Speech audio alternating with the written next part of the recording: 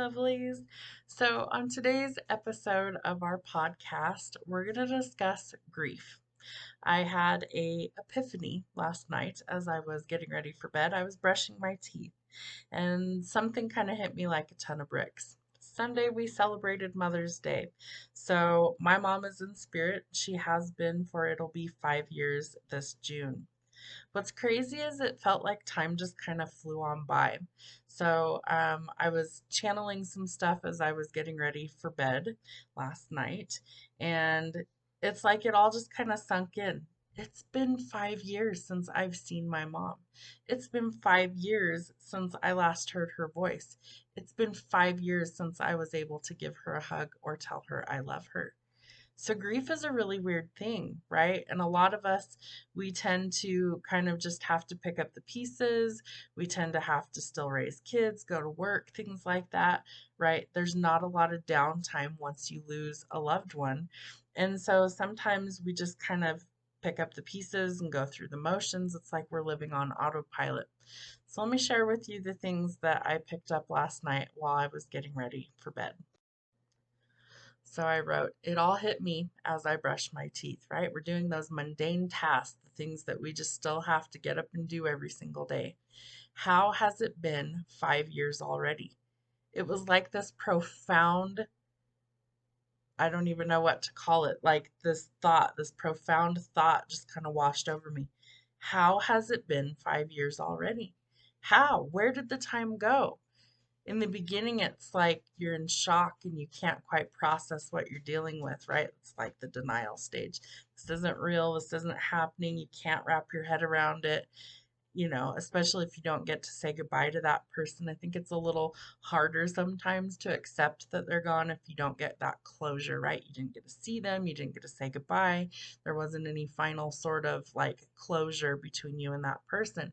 So I feel like that's always a little bit harder to kind of swallow it or to accept it. But it's like it just hit me. It finally sunk in. She's gone. I'm never going to get to hug her again. I'm never going to get to see her again. And it's even harder because I'm a medium, right? And I open that channel for other people and I connect them to their loved ones, but it doesn't work like that for us. And I feel like that's because Spirit wants to keep us humble, right? We're supposed to be servants. We're supposed to live a life of service. That's why we have this gift. And so we would become selfish. We would abuse these gifts if we could just channel our loved ones at will, right? So it's not how it works. At least it's not for me. Now, my mom has come through over the last several years in little glimpses, little dreams, just little silly things. And even my boyfriend and I were talking about this as we were coming back from the cemetery visiting his mom because she's also passed. We took her some flowers. My mom was cremated, so she doesn't have a grave. I have her ashes. But I'm unable to like go take her things to a place. So it was important for me that we at least make that effort and go see his mom, his dad. They're both in spirit. Both of his parents are gone. So I asked Spirit, I was like, is this why I was so angry on Mother's Day? Is this why? Was it finally hitting me like a ton of bricks? Grief comes in waves. Anyone who's lost somebody, it's like you might have days where you're totally okay, and then something will trigger a memory and it could set you off, tip you over, and maybe you're angry, maybe you're sad, maybe you're crying, maybe you don't know what you feel, or you just feel like you're a mess, and that's totally part of the grieving process. So today's episode might hit you in the feels just a little bit, but it's something we need to discuss. People die every single day. It doesn't mean that the world stops. Sometimes we wish it could, but it's not reality. So we need to understand how to process grief so that we can heal and we can continue on, because if God woke us up today, it means our journey isn't over yet.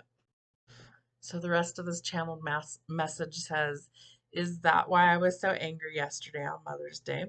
And maybe I do really still need my mom. Of course we do, right? And I wonder if my children ever wonder or worry about my mortality. I've thought about my own dying a few times. It's kind of hard not to sometimes. We see other people that die early. Like I had a sister-in-law that she was, I want to say 36 or 37. She was killed in a car accident. She had two daughters that were left behind. Just things like that. I always think about, what would my kids do without me? Would they be okay? Would they be able to stand on their own 2 feet? Did I do enough? Right? I think moms always worry about that. Did I do enough? Would my kids be okay without me? I've thought about that many times. Would my kids be okay? Yeah, they still have their dad and everything, but I feel like it's a different connection with your mom.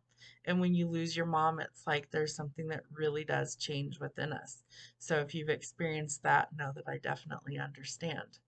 I miss her and I think about her often. I try to remember her always with a smile and her sunglasses. Every picture that I swear that I have of her for years, she always had sunglasses. She had really sensitive eyes and she had a lot of issues with her eyes. And so she always had sunglasses on, even indoors, which I always thought was hilarious. And so I went to type out sunglasses, and the little cool emoji showed up that's wearing sunglasses. And one of my mom's favorite sayings was, how cool. So I have that saved in here. The little emoji with the sunglasses. How cool. That was one of my mom's favorite sayings. So at her memorial, um, I was totally okay up until the point that we were getting ready to release balloons, and we had markers, and so we all wrote a little something on the balloon, and then we were getting ready to like let him go. And I was totally okay that day. I was good. I was sad. I missed her, but I was just trying to like get through it and be strong for everybody else. And I was at odds with my sister. My dad was in town. Him and I weren't getting along. We're still not on speaking terms several years later. All the extended family, there was issues between her siblings, and but we did it. We got everybody together. My sister and I toughed it out, and we made it as positive as we possibly could to remember my mom. And I was good up until my boyfriend said, how cool. And then I lost it. I broke down because it's like it all clicked together that she was really gone. And so there's certain things that still trigger those memories, right? There's certain things that still evoke that emotion. And even just talking about it now, it's like, what is still unhealed? It's like, I've accepted she's gone. I've accepted that she can't come back. I've accepted that I don't get to see her all the time. I've accepted all these things, but it's like, where is the pain still coming from? So let's dig a little deeper and let's see if we can figure that out. So there are 5 general stages of grief. The first one is denial, right? You don't want to believe that it's real, especially if someone passed really sudden or tragically. In the initial stage, it's characterized by shock, numbness, or disbelief, often involving the refusal to accept the reality of the loss. That happened to me when my mom passed because, for those of you that don't know, she was the catalyst. Her passing was the catalyst for my spiritual gifts waking up. And she died at home alone in her own apartment of, we think, a heart attack. And we didn't know for several weeks. It was at the height of COVID. I had seen her like a week and a half before I found out. I had a dream about a month before she passed of what was unfolding, but I didn't realize that it was an actual, like, prophetic or predictive dream. I called her and told her the next morning what had happened in a panic, thinking that she had died and that I had seen it. But I didn't know that I was actually predicting this. Not that anything would have really changed, but just one of those things where it's like, you don't want it to be true, right? It's like, this can't be fucking happening. Next stage is anger. As the reality of the loss sinks in, anger may emerge directed towards oneself, others, or even the situation itself. I definitely was angry. I was super pissed off that I had to go clean out her apartment like a month later because the building wouldn't let us in until like a certain amount of time had passed, which I thought was absolute garbage.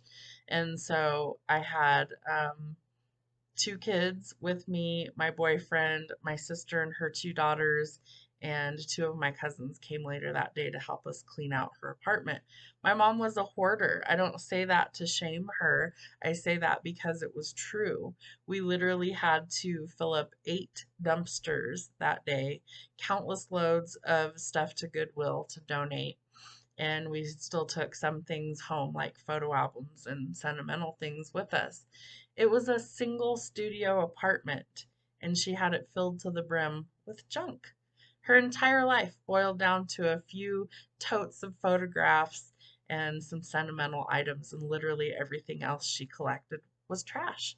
It was ridiculous. And so I was angry. I was angry that she left this mess for us to clean. I was angry that she died so early. I was angry that I didn't get to say goodbye. There was so much resentment. There was so much anger that started to well to the surface. And that came a few weeks after she actually passed away. Just this rage, this anger. It's like, we don't know what to do. I don't want to have to be the adult. I want to still be the child. I don't want to have to take care of all the shit that somebody else left for me to clean up. So lots of anger bubbling to the surface. The next stage is bargaining. This stage involves trying to regain control or negotiate a different outcome, often through thoughts like what ifs. Who doesn't play the what if game? What if I had, made her come live with me after her first stroke? What if I, had checked on her more often? What if I had kept her a little longer that night? Would I have been able to take her to the hospital so she had a better chance of surviving? All of these things, right? What if we had found her sooner? What if someone had, just countless what ifs? And it changes nothing, right? It's like a mental prison that we're in thinking this what if stuff going on. And I am going to try so hard to not bawl my eyes out getting through this podcast episode today, but it is what it is. Depression is another stage, a period of deep sadness, withdrawal, and feelings of emptiness as the full impact of the loss is felt, right? I have struggled with depression off and on for a lot of my life, really. And what was weird is there were times where I really just didn't want to do anything. I really didn't even want to leave my house. And there are times where, like, I've noticed I've been at home for weeks and I haven't left. Like, I'll go outside in my yard, but I haven't, like, left my house and gone anywhere.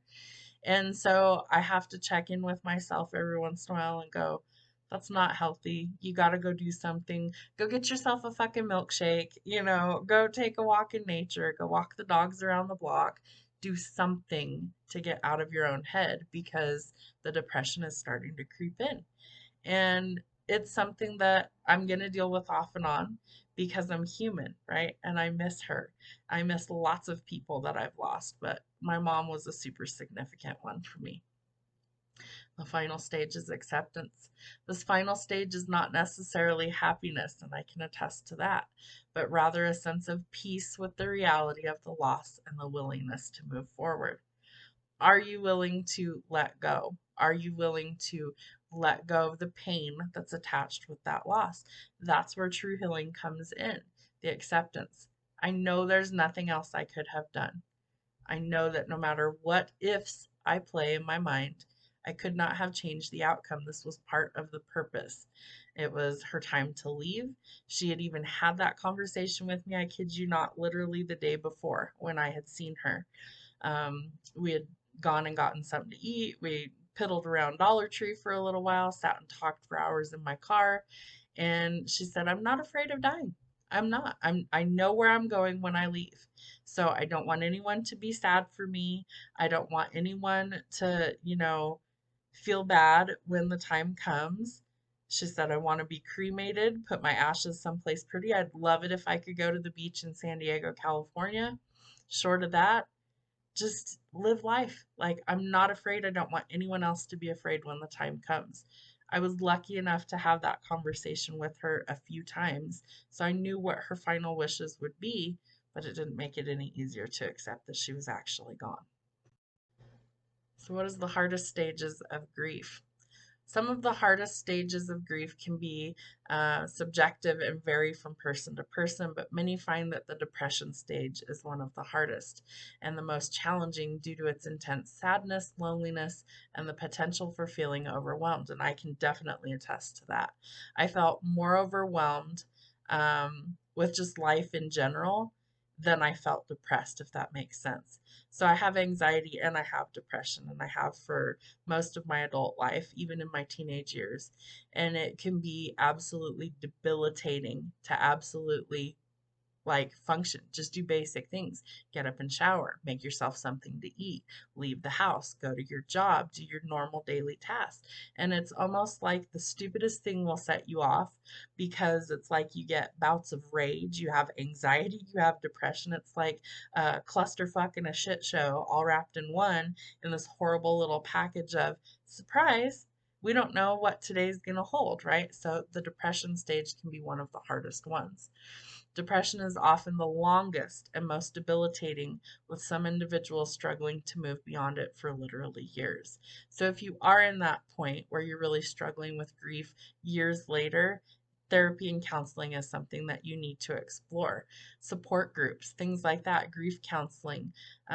There's tons of them out there. Some are online, some are virtual, some are in person, but you need to be able to like process through it. I won't say get over it because you never get over it, but process through it to where you are more accepting so you're healing more so you're able to live and function. So, we're talking about all these stages of grief. How do you know what stage you're actually in? So it's important to remember that grieving is a very personal process. I always tell people there's no timeline for grief, right? Everybody heals differently. Everybody processes their trauma and grief differently at different timelines. So don't ever let anybody tell you that you need to get over it because that's not something that we need to focus on. That can actually be more detrimental than helpful. So let's see. There is no one size fits all approach to understanding your stage of grief. And while the 5 stages of grief, denial, anger, bargaining, depression, and acceptance, are often discussed, not everyone experiences them in that order or at all. Pay attention to your emotions, your physical symptoms, and how you're interacting with your world to gain insight into your current stages. So that's going to help you to figure out kind of where you're at. What is the hardest death to grieve? The hardest deaths to grieve are often those that are unexpected, violent, or involve the death of a child. That's something I've also experienced very early on in pregnancy. And I can tell you that, many, many years later, like 25 years later, it's still something that comes up unexpectedly for me. So I don't think it's anything anyone ever really gets over. The death of a child is generally considered the most difficult, particularly when it's unexpected or due to a terminal illness. Additionally, suicide can be incredibly difficult to process due to the associated stigma, guilt, and confusion. We've lost people in my family and close friends to suicide as well. And it's something that, there's always these questions of, could I have prevented it? If could I have intervened? Was there something I could have said that would have made them not do the things that they did? All of those what if games, right? Like the survivors, the people left behind that are grieving the loss, those are always the ones that are left with the confusion and the guilt and the just wondering what else could they have done to make things better or to keep them here. A lot of times there's nothing anyone could have done. Sometimes they've made their mind up and that's what they wanted to do, or they felt there was no other option. So, death of a child is often cited as the most challenging loss, leading to prolonged and intense grief, including a higher risk of depression and anxiety. Unexpected or violent deaths. The shock and the lack of preparation for an unexpected death, such as from a car accident or suicide, can intensify grief. I've gone through both of those. My sister in law was killed by a drunk driver in a car accident and died. Um, and my mom passed sudden and unexpectedly of a heart attack. So both of those were kind of traumatic because there is no closure. There is no, oh, I got to go see them and say goodbye. You don't have that. So you always have the, I wish I could have, I wish I could have seen them one more time. I wish I could have hugged them one more time, said I love you one more time, whatever it happened to be. And that's not a thing that we can do because they were taken unexpectedly or too soon. Let's see. SIDS, or sudden infant death syndrome, is the most common form of death in the first year of an infant's life, and it can be particularly difficult for parents to cope with, right? You just had this baby. There's no reason why the baby should be gone so early. They didn't even get to live a life. And so that's something that happens to way too many families. So it can be extremely difficult to cope with. And death of a spouse. The loss of a life partner is also considered a very stressful and difficult loss, right? I've known people who have been married for, decades and decades. My grandparents were married for like 46 years or something. And my grandmother passed first, and grandpa didn't really know how to pick up the pieces afterwards. He didn't know how to do this whole bachelor lifestyle. It was very foreign to him. And so he really tried to live a normal life, but he didn't cook. And so he ate a lot of junk, and it started to deplete him, and he died just a few short years later. A guy I dated years ago, his grandparents had been together forever, and his wife had passed first, and the grandfather was just he didn't know how to live without her. He told us that he would go and kiss her pillow every night and tell her he loved her.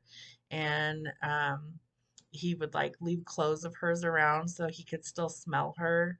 And it was one of the saddest things. It was like that was true love. And he did not know how to live without her. And he passed, I want to say, about 4 months after she did. My boyfriend's parents both passed. I believe it was the same thing. The mom passed first, and then just like a few short months or years later, he passed as well. They don't know how to cope without him. It was like if they've been together since they were young, had a family, lived years and years together, they don't know how to live without the other person. So it can be extremely difficult. Let's see, death of a child with a long-term illness or a terminal illness. This can be particularly difficult as well because it can lead to marital discord and divorce, according to the NIH. Suicide. The stigma, confusion, guilt, and trauma associated with suicide death can make it incredibly difficult to grieve, right? And so there's just so many variations of how people pass away, right? Natural causes, terminal illnesses, accidents, self-harm. There's so many different ways that people can pass, and they all have a little bit of trauma attached to them, some more than others. So we have to figure out how to kind of pick up the pieces. So what shouldn't you do while you're in the process of grieving? While grieving, it's important to avoid focusing on the past, engaging in self pity, making major life decisions, relying on alcohol or drugs, and isolating yourself. It's also crucial to avoid letting others tell you how to feel or forcing yourself to get over it prematurely. That is not helpful. So, if anyone's ever said that to you, I am so sorry. Here, we're trying to spread love and awareness and knowledge so that we can break cycles and we can heal. And that's always been the purpose of the podcast. So, let's see, how to avoid dwelling on the past. So don't idealize the past. Don't romanticize the person or the situation that you lost. Regret and self recrimination. Avoid focusing on things that you could have said or done differently. That was a hard one for me. Dwelling on self pity. While sadness is natural, don't get stuck in self pity. So, we have to find a reason to get out of bed in the morning. We have to find a reason to smile and not feel guilty that we're still here. Survivor's guilt is a real thing, and a lot of people experience that. Avoid making major decisions. Delay big changes. Major decisions like selling your home or changing jobs are best postponed until you're in a more stable place. It might take months, it might take years. So don't make any drastic decisions while you're in the throes of grief.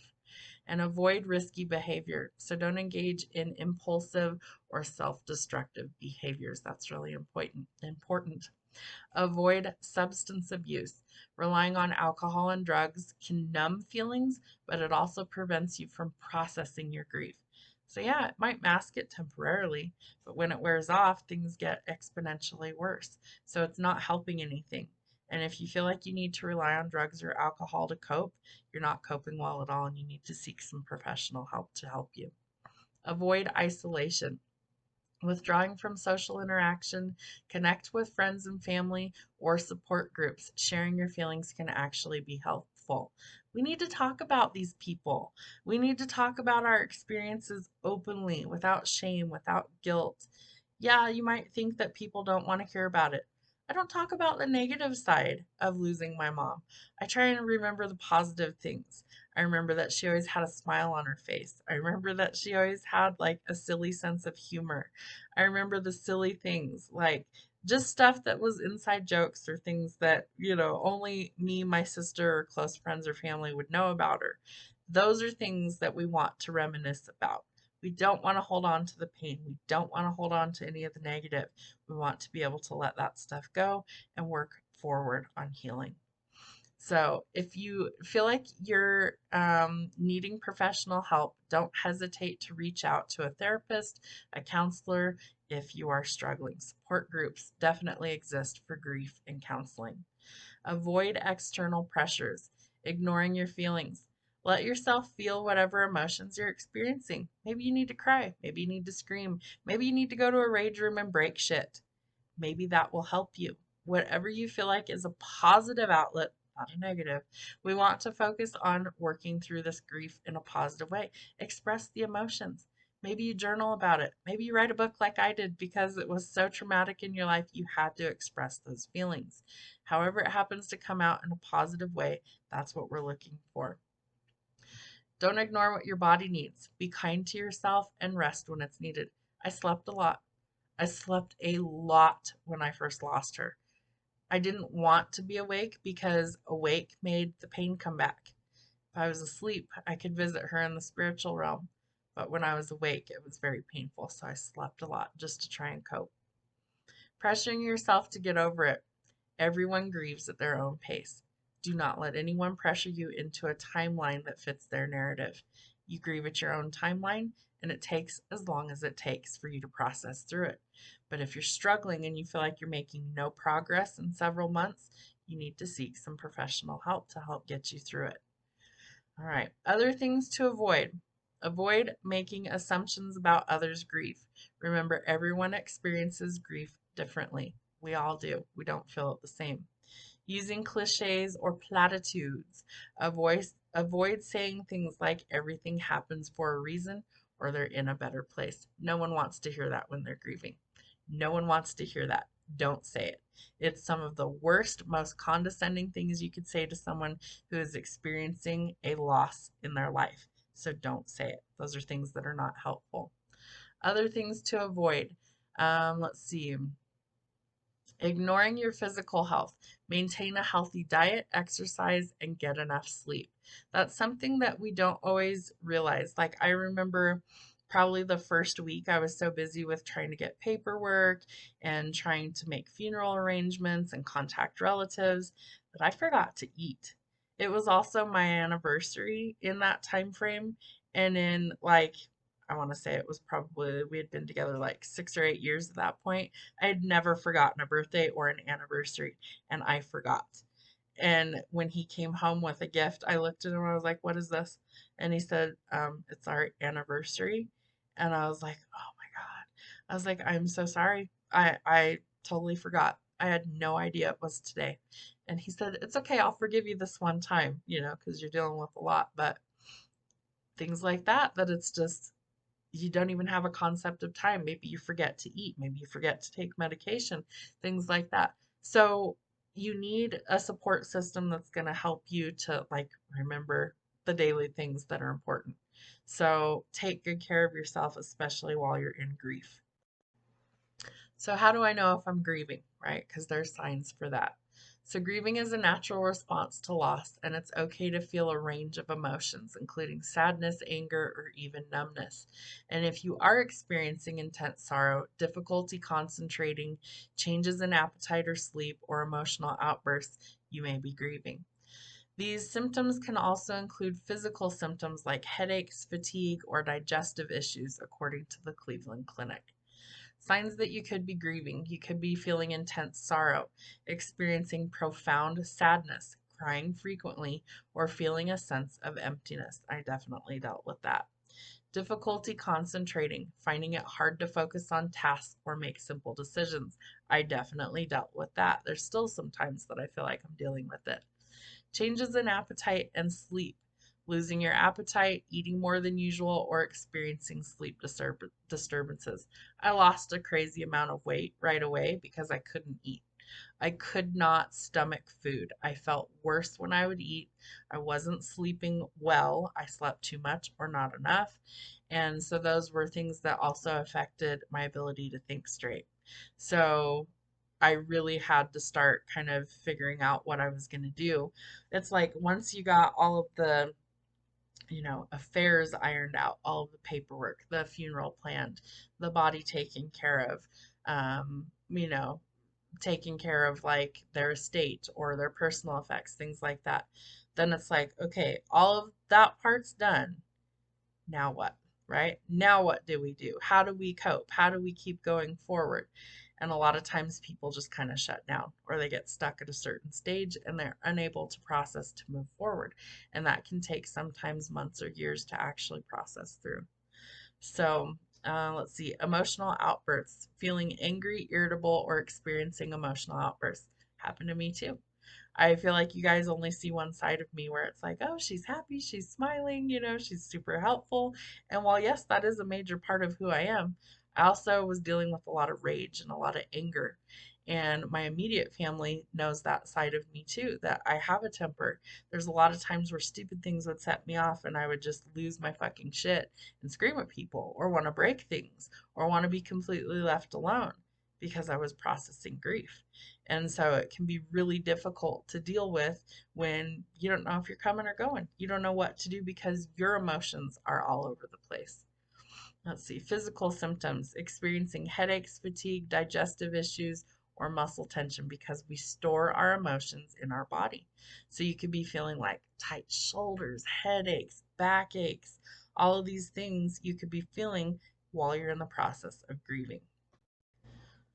So, definite changes in behavior, withdrawing from social activities, avoiding reminders of the loss, or experiencing emotional numbness. So, those could be some other changes. And thoughts of self harm. If you are having thoughts of harming yourself, it is crucial to seek immediate help. That's never part of the process that's healthy. It's something that you need to seek help about. I've known people that, especially like losing a child, that they just want to die too. They don't want to continue on because that loss, that grief is so overwhelming. They cannot imagine picking up the pieces and living without them. So, that is something that you definitely want to seek therapy about or counseling in some regard to help you process through that. There are professionals that are trained to help you with tools that will help you through that situation. So, if there is unresolved grief, if your grief continues for an extended period, impairs your daily functioning, or interferes with your ability to engage in daily life, that shows you that you probably need some intervention. All right, so Jenna, you're a medium. You connect to the other side. Can you connect to your mom? I have seen her in dreams, I want to say 3 or 4 times in the last, it'll be 5 years this summer that she passed away. So, no, unfortunately, I don't just channel my mom. I wish that I could, but it's not how it works. She shows up for me in different ways. She comes through music a lot. Music was super special to her. It's very special to me. She'll show me dragonflies. She'll show me hummingbirds. So I know she's around when I see those. Inside jokes, silly things that we would laugh at. Those are ways that I pick up my mom's energy. Every once in a while, I'll hear the phrase, how cool, and it makes me think of my mom. She always would say, be the change you want to see in the world. So that's part of something that I'm trying to incorporate into my daily life is to be a positive change for people. And, that's not always a easy thing, right? Like, especially if you're grieving, it's not always an easy thing. But I keep little reminders around to like show me if I'm having a bad day to kind of trigger me to pull me out of it. So I keep like little affirmations or little things that will make me think of the positive when I'm in the real heavy throes of grief because I feel like we're always still kind of going through it. Like it's never gone. And I feel like people who maybe haven't gone through significant loss just it's like, well, aren't you over that yet? Well, fuck no, you're not. Like, that was a significant loss in your life. So, fuck no. And fuck you if you think that people should just get over it. Like, I mean, really, that's the whole thing. There's so many insensitive people in the world that just they don't get it. And so eliminate people like that from your daily life until you've healed some because it's not going to be good for your mental health to be around people that it's like, you're still sad. Yeah, I'm still fucking sad. I actually loved them, I cared about them, and I fucking miss them. So if you can't understand that, please stay the fuck away because I don't need that around. And nobody does, right? You don't need the condescending people. You don't need the insensitive people. You need a support system. So you need that. So figure out how to get that, whether it's friends, family, professional help. Figure out a support system because you will need it. So, are your loved ones with you after death? My own personal 2 cents on that, of course they are, right? It's just energy. They've changed forms, but they're still with us, and they will continue to be with us forever. They never completely go away. So, they've changed forms, but yes, they're still with us. So, what does, the rest of the world have to say about that? So, whether loved ones are with you after death is a question explored through various belief systems and personal experiences. Some belief systems suggest that souls might reunite with loved ones who have passed before them, offering comfort and a sense of continuity. Continuity. I don't know how to say that word. Others propose that loved one's essence or spirit continues to exist in a less tangible way, perhaps through the memory or neutral patterns of those who loved them. In the absence of conclusive scientific evidence, the question remains a matter of personal faith and belief. I personally believe we exist beyond this plane and that we can reincarnate and that there will be signs that that person is still with you, their essence, their spirit. A more detailed look at some of these perspectives. So, spiritual beliefs. Many religions and spiritual traditions suggest that after death, souls may continue to exist and reunite with loved ones in the afterlife or heaven. This belief can offer a sense of hope and comfort to those who are grieving. I personally believe that. Personal experience and beliefs of some people have reported experiences that suggest a connection with a deceased loved one, while others may find comfort in the idea of a continued connection, even if one can't be proven in the physical. Let's see, psychological perspectives. Some psychologists and experts have explored the idea that our memories and neutral patterns can preserve the essence of our loved ones, even after their physical passing. This perspective suggests that our consciousness is not solely localized in the brain, but might be distributed and interconnected. So, like, thinking about them might connect to like their essence in the ethereal or in the spiritual and scientific perspective.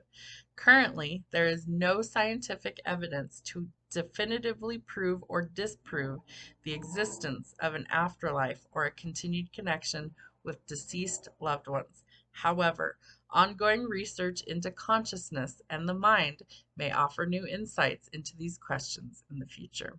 So, what do you believe? Do you believe that we're still connected, that there's an afterlife, that we can connect to these people in some way, shape, or form? What do grieving people need the most, right? What do we need? When we're in that really hard stage of life, what is it that we need? Our society often rushes people through their grief. One of the greatest gifts that you can give to a grieving friend is to sit silently by his or her side and to listen to the story. Just listen. Just be present. I can tell you that sometimes people forget how to do that. They want to tell you they're in a better place. They want to offer you comfort with words. There is nothing you can say to somebody who has just lost someone. They just need someone to be there with them. They need you to hold them when they cry. They need you to listen to the stories that they tell about the person, because the stories, the memories, are what keeps that person's essence alive. And I don't know why that's coming to mind right now as I'm talking about this, but almost like on what was it? It was a game show. I can't think of what it was. Who Wants to Be a Millionaire or something like that? The Phone a Friend. It's almost like you need that phone a friend. You need to like call in reinforcements to help sit with you during your time of grief. And that's what's coming to mind. So sit silently and listen to their story. For someone who is grieving, the need to tell the story of what happened is intense, but it can be healing. Again, that's part of why I wrote my book, Stepping Stones to Destiny, shameless plug. Okay, this started because I was dealing with grief, because I was dealing with the loss of my mom. And it was a cathartic way for me to tell my story. I needed to be able to express how I was feeling in a way that I felt like made sense for me. So other people might do it in totally different ways. That's great. But you have to be able to express your feelings. You can't bottle them up. That's something that can be detrimental. So, what does your body do when you're grieving? We feel it in certain ways, right? Emotions, rage, depression. Um, there's lots of different ways. But what is happening with the body?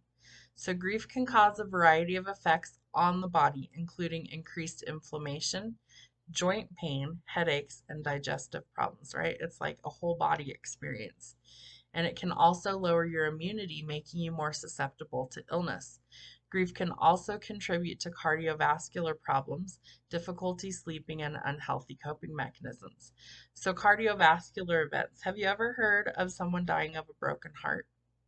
It's a real thing. The technical term, I don't know, but it has something to do with the heart actually like stopping, like cardiac arrest or a heart attack because of overwhelming grief. It's a real thing. It does happen. It's actually scientifically documented. So it can greatly affect somebody when somebody dies, especially suddenly or tragically. And so it's so important that you take good care of yourself, especially during a traumatic event. So, what does unhealthy grieving look like? Because there's healthy and there's unhealthy. Healthy means we're processing through and we're still functional. Unhealthy means we're really not. So, unhealthy grieving can manifest as prolonged and intense emotional distress, difficulty accepting the loss, persistent longing for the deceased, and a sense that life holds no meaning. It can also involve physical symptoms like fatigue, changes in appetite or sleep, and difficulty concentrating. Individuals may also experience unhealthy coping mechanisms like substance abuse, avoidance, and denial. So, if we're dealing with intense and persistent sorrow, pain, and rumination, focusing on the loss to the point of it interfering with daily life, that's a problem. That means that we're not processing. Difficulty accepting the death, struggling to believe or acknowledge the loss, right? Like being in constant denial. This didn't happen. They're fine. No, we have to start to accept that they've actually left the earthly plane. And feeling like life holds no meaning or a purpose, a sense of emptiness or despair. That's the depression setting in, right? Intrusive memories or fantasies about them, uncontrolled thoughts and emotions related to the loss. So, are we like detached from reality? Is there something that we need to do to kind of bring us back and deal with what we need to deal with? Numbness or detachment, a lack of emotional response to the loss. Are you feeling the feelings or are you running from them? Guilt or anger, experiencing intense negative emotions related to the loss. Disturbances in sense of identity, feeling like part of oneself has died. I felt like that for a while. Like I felt like I didn't know who I was for a while. There's still some days I kind of feel like that, to be honest. Or like imposter syndrome, like, yeah, no, nobody cares, and so we just kind of dig ourselves a little bit of a hole. Avoidance of reminders, actively trying to avoid situations, places, or people that bring up the loss.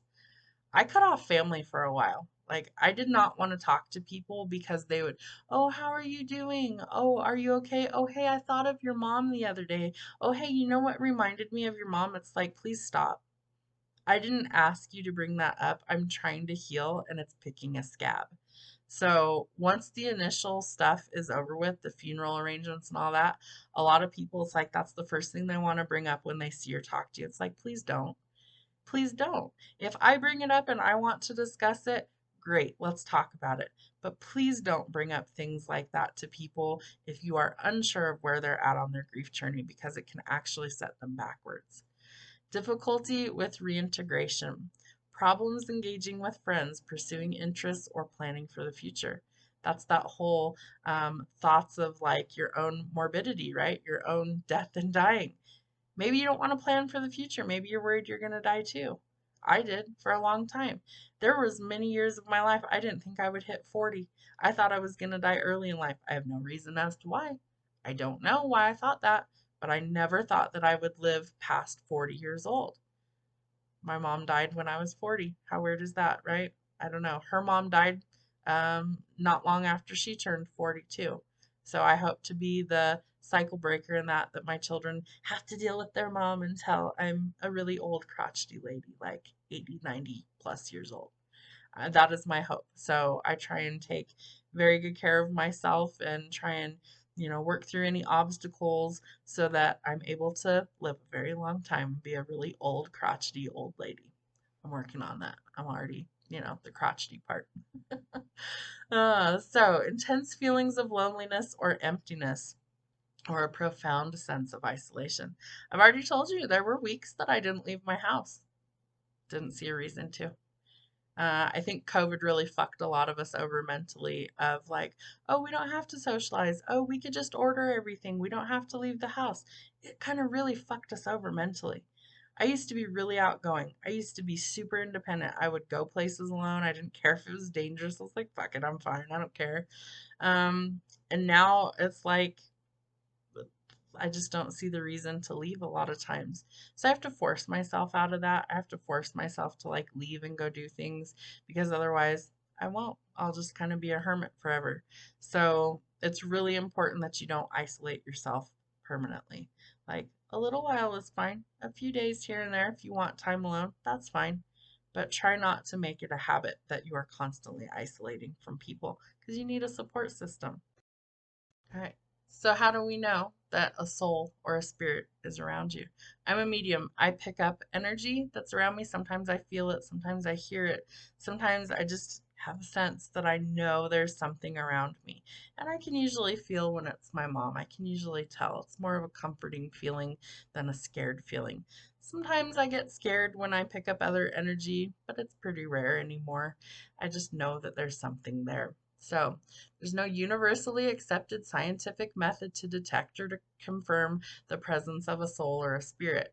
The concept of a soul is a matter of personal belief and spiritual interpretation.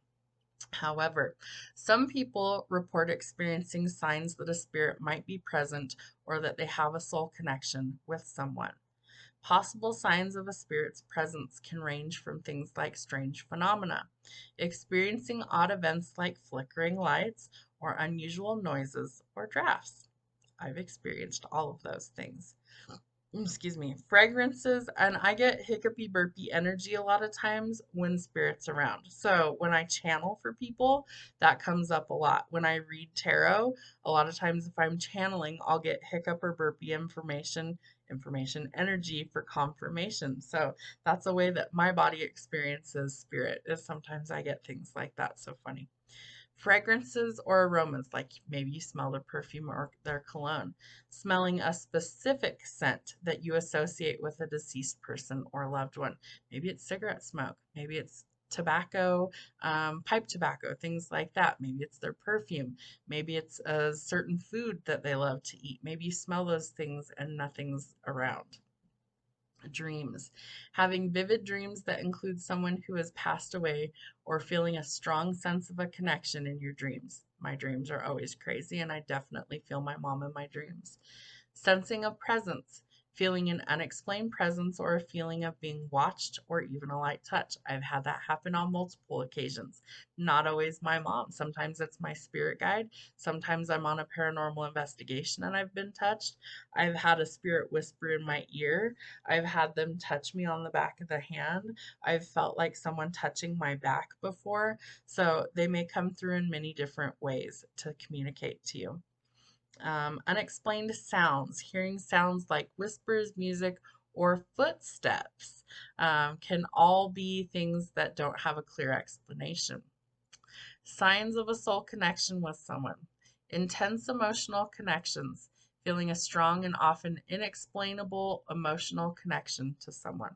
So you could be connected at a soul level. Deep understanding, feeling like you understand the other person on a profound level, even without needing to say much. Like you just know, right? There's certain people that it's like you read each other's minds. You just know.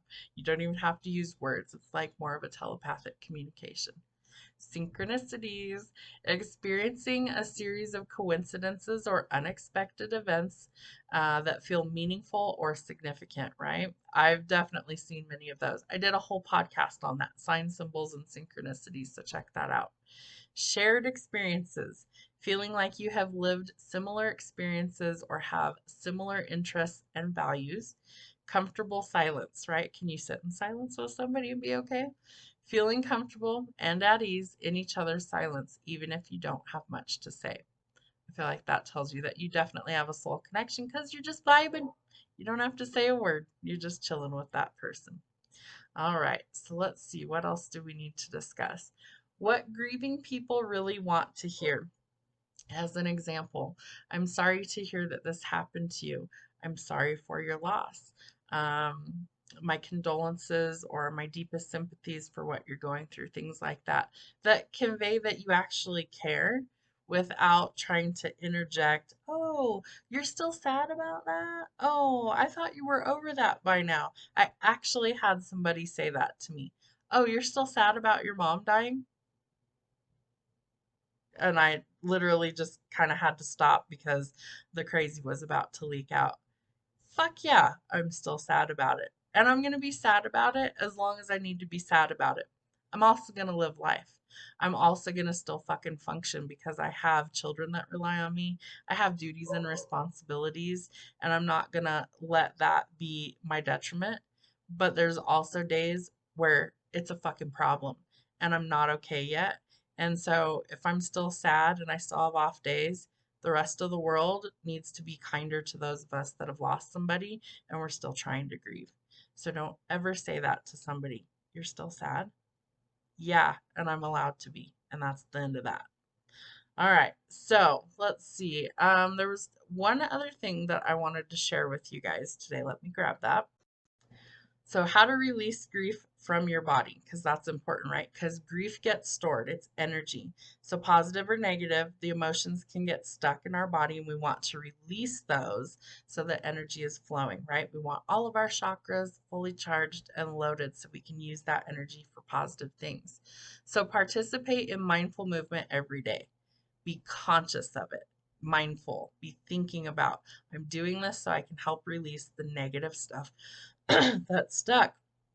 Part of mine is speaking about Part of mine is speaking about it. So my throat chakra was just affected. That's so crazy. So taking the time to be active every day can help relieve the physical pain of grief. Mind body activities like yoga, tai chi, or kaijong can be particularly helpful in relaxing the body and reversing the effects of stress and anxiety. So those are all positive things. So, not only did I write a book about my journey, Stepping Stones to Destiny, this is about my spiritual awakening, my life before I was a medium, before I did internet stuff, before I did podcast stuff, before I did tarot readings for people. It talks about how all of this came about. So, if you're curious, the link will be in the description box. Check out the LINKTREE. It's in there. I have 2 books that are written. This one is my autobiography, it's about everything I went through. And then the other one is a romance novel. So if you're interested in smut, check that one out. That one's called The Alabaster Enchantress of New Orleans. So when I wrote this poem, I wrote it shortly after my sister-in-law was tragically killed in a car accident. And I was kind of coming to grips with my own mortality, right? We were the same age. We both had kids. I had known her since high school. It was kind of like this reckoning moment of, what the fuck, like I must have said what the fuck a million times in like a few short weeks of losing her, losing my mom, and they died several years apart. But it's almost like you just get to this point where nothing else really makes sense, and so you're just constantly in this state of what the fuck, like, what do I do? How do I pick up the pieces? What does all this mean? How do I figure things out going forward? So I wrote this poem, and I don't really write poetry, but this was something that I just happened to kind of piece together. So this is what I will leave you with. I call it Time. It says, time is a cruel punishment for the soul. Whether in death or circumstance, time is the true enemy of life and love. If eternity didn't stand in the way and heaven didn't have locked gates, wouldn't life be great? What if heaven had visiting hours and all you have to do is to show up?